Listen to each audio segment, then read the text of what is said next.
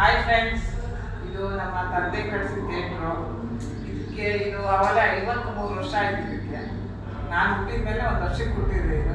ಇದು ನಮ್ಮ ಅಪ್ಪನ ಕನಸು. ಇಲ್ಲಿ ಮೇಲೆ ನಮ್ಮ ತಂದೆ ಮೇಲೆ ನಮ್ಮ ತಂದೆ ಫೋಟೋ ಇದೆ ನೋಡಿ.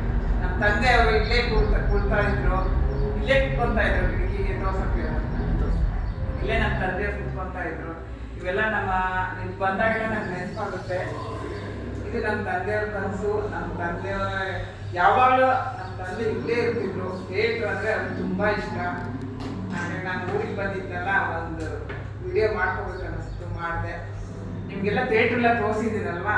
ಇದು ನಮ್ಮ ತಂದೆಯವರ ಆಫೀಸು. ಇದು ನಮ್ಮ ಲಕ್ಷ್ಮೇಶ್ವರ ರವಿ ಥಿಯೇಟ್ರ್ ಅಂತ ಫೇಮಸ್ಸು.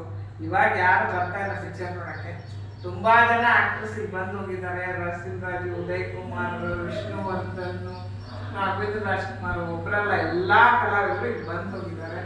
ಅದಕ್ಕೆ ಒಂದು ವಿಡಿಯೋ ಮಾಡ್ಬೇಕನ್ನಿಸ್ತು, ಅದಕ್ಕೆ ಮಾಡಿದ್ದೀನಿ. ನಮಸ್ಕಾರ. ಬಂದು